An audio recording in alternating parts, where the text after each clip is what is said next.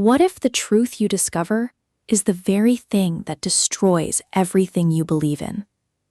In the nightmare town of Fromville, nothing is ever simple. Every answer leads to more questions. Every hope turns into a trap.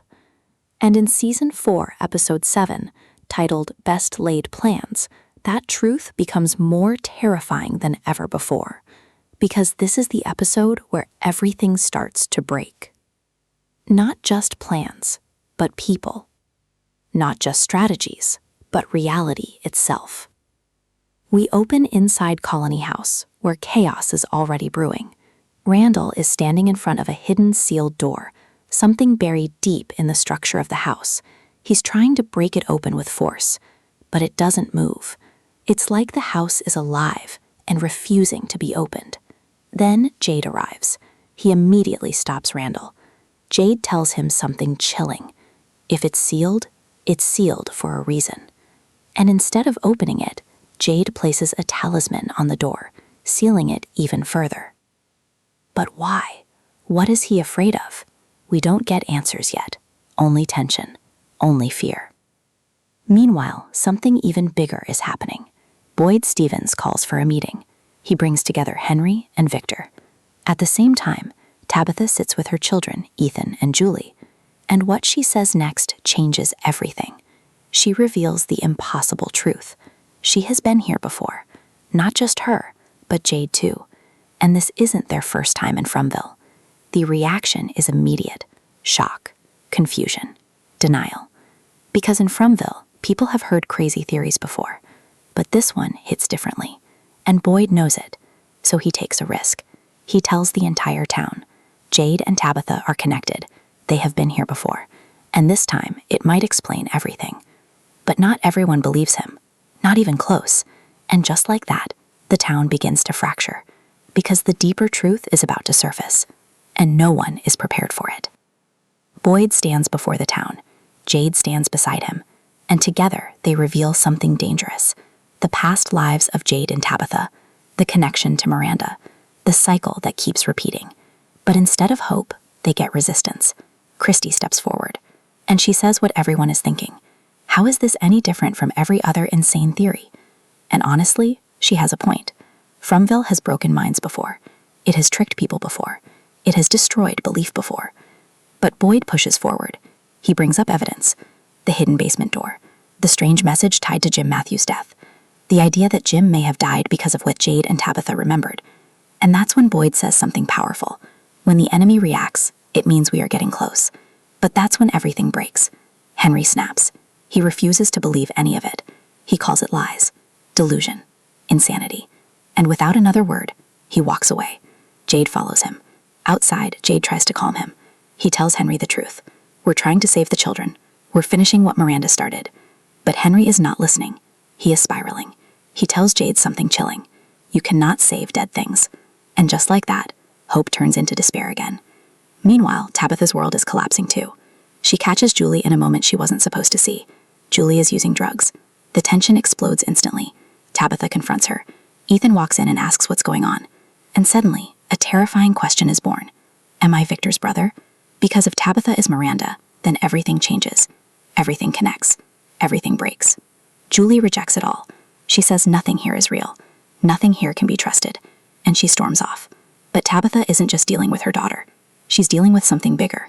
Something she doesn't fully understand yet. Then Victor appears. And what he says changes the direction of everything again. He needs to find the man in yellow. Because if he has returned, then it means one thing. The nightmare is starting again. And Victor asks Tabitha to come with him. Boyd, Jade, and Kenny begin planning something dangerous. They want to map the tunnels, understand the enemy, study their behavior. But something is wrong. Boyd's hand starts shaking. Jade notices it immediately. But Boyd lies. He says he is fine. But we know he is not. Something inside him is breaking. Then Boyd meets Acosta. He gives her a mission. Search the basement. Search the diner. Find anything related to the man in yellow. But Acosta is confused. Who is he? Boyd answers honestly. He doesn't know. Only that the man in yellow was seen decades ago, during Victor's childhood. and that alone changes everything. Meanwhile, Christy checks on Donna. She is recovering, but still fragile. Christy warns Boyd, "You should have told me about Jade and Tabitha." Boyd replies, "We are all in this together." But even he doesn't sound convinced anymore. Then Boyd makes a decision. He will test the totems, the same objects that once destroyed the doll creatures. But Donna is terrified. Even if they work, the monsters don't stay dead. She reminds him of Fatima and the horror that followed. But Boyd insists he must try, because there are no more options left.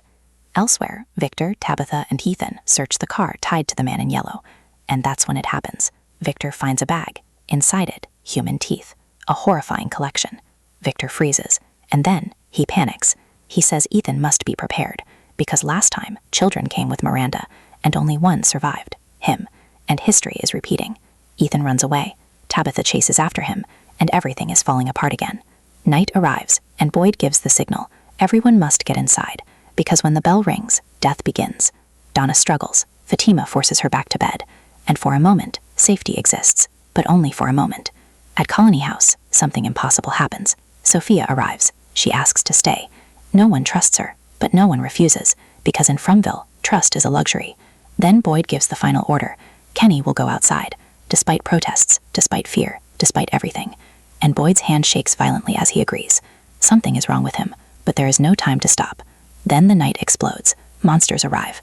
Kenny attacks one. He stabs it, but the creature laughs. It was a trick, a setup. Kenny is surrounded instantly. He runs. He barely makes it to the bus, but Smiley is already there, waiting. Kenny climbs onto the roof, trapped, surrounded, ready to die. Fatima sees everything through Smiley's eyes. And suddenly, something strange happens. She screams, and Smiley pauses, just long enough for Kenny to escape. But the horror isn't over. At Colony House, Roger returns, resurrected, wrong, twisted, a monster. But Elgin grabs a totem and kills him again, just like that. And as silence falls, we realize something terrifying. The totems may not be enough. The man in yellow is still watching, and Fromville is only getting worse. Episode 7 doesn't give answers. It breaks illusions. It destroys confidence. It proves one thing. No plan in Fromville survives reality. Not Boyd's, not Jade's, not anyone's. Because something ancient is waking up again. And the closer they get to the truth, the more dangerous everything becomes. If you enjoyed this breakdown, subscribe for more deep story explanations and episode analyses. Because in Fromville, the real horror has only just begun.